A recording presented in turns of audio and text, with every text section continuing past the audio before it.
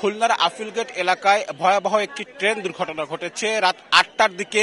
মহানন্দ express যেটি খুলনার দিকে আসতেছিল আফিলগেট রেল ক্রসিং এলাকায় এটি এসে পৌঁছলে রাত 8টার দিকে। একটি ট্রাক এখানে চলে আসে এবং ট্রাকটির সঙ্গে এই ট্রেনটির মহানন্দ এক্সপ্রেস ট্রেনটির মুখোমুখি সংঘর্ষ হয়। এতে ট্রেনটি কিন্তু ছিটকে ঠিক পাশে পড়ে যায়।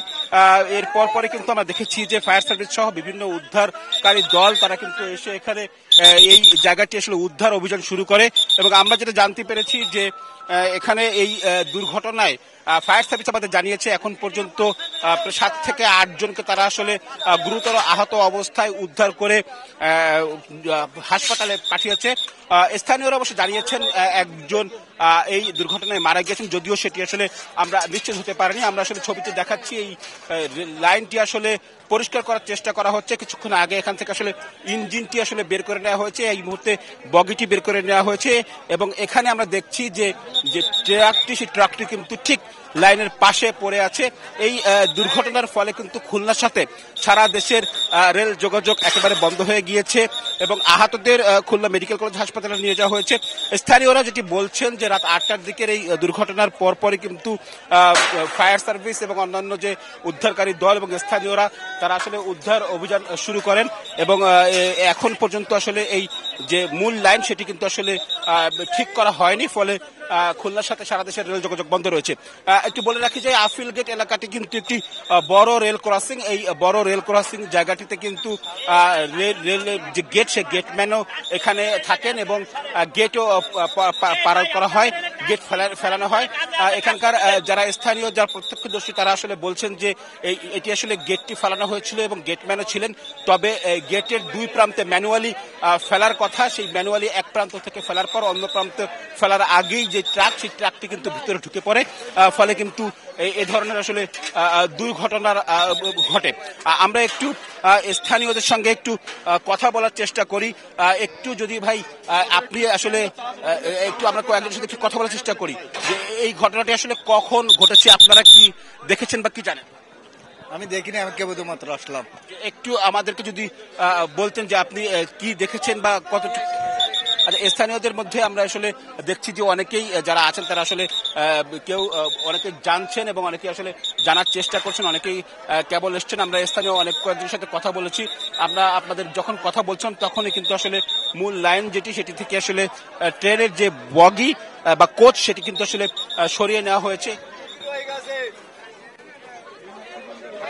একটু যদি বলি যে এখানে কিন্তু অসংখ্য মানুষ তারা কিন্তু আসলে ভিড় করেছেন, আশেপাশে যারা রয়েছেন তারা কিন্তু আসলে ভিড় করেছেন। তারা আসলে এখানে এই যে দুর্ঘটনা ঘটেছে আসলে কিভাবে ঘটেছে এবং কতজন হতাহত হলো সেটি আসলে জানার চেষ্টা করছেন। আমরা আসলে যেমনটি বলছিলাম রাত 8টার দিকে এই দুর্ঘটনাটি ঘটে এবং এখানে যে এই লাইনের দুই পাশে কিন্তু এখন স্বাভাবিকভাবে যেটি এটি করা হয়েছে, লাইন ছেড়ে দেওয়ার ফলে কিন্তু এখান থেকে যে রাস্তা দিয়ে যে যানবাহন সেটি কিন্তু আসলে চলাচল শুরু হয়েছে। তবে এখনো যে মূল লাইন সেটি কিন্তু আসলে সম্পন্ন না হওয়ায় এখান থেকে কিন্তু ট্রেন চলাচল এখনো বন্ধ রয়েছে। খুলনা রেল স্টেশনের যিনি স্টেশন মাস্টার তিনি আমাদেরকে জানিয়েছেন যে এই লাইন যত সময় পর্যন্ত পুরোপুরি ঠিক না হবে তত সময় পর্যন্ত কিন্তু আসলে এই যে খুলনার সাথে সারা দেশের যে রেল যোগাযোগ সেটি কিন্তু আসলে বন্ধ থাকবে।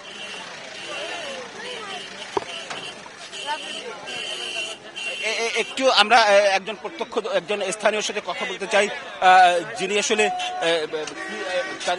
শুনতে চাই যে কি হয়েছে ঘটনাটা, একটু জানার চেষ্টা করি যে আপনারা আসলে কি জানেন এখানে ঘটনাটি কখন ঘটেছে। এখানে আমি কেবল আসলাম, আসে দেখলাম এখানে যে ট্রেন স্টেশন হয়েছে, পার্টির পরে গাড়ি ছিল তাই শুনলাম। পার্টির পরে গাড়ি ছিল তাই শুনলাম। স্থানীয়রা আসলে বলছেন যে আমরা আরেকজনের কাছে একটু শুনতে চাই যে একটু কি ঘটেছে, আপনারা কি দেখেছেন বা কি জানেন। একটা ট্রাক ছিল, ট্রাক স্টার্ট বন্ধ হয়ে গেছিল, এরপরে এই ট্রাকের উপরে এসে ট্রেন মেরে দেয়। এরপরে ওই যে ট্রাক যে একটা ঘরের সাথে বাঁধে সামনে, আর সামনে যখন অগ্রসর হতে না পারছে এই ট্রেনের বাম সাইডে ট্রাকের পিছনে ছড়াইতে গেছে। জি, ছড়তে গেছে। আপনি আসলে কিছু বলছিলেন যেখানে আসলে এই ধরনের দুর্ঘটনার আগেও আপনার প্রতিনিয়ত 3-4 বার প্রতিনিয়ত এরকম হয়েছে।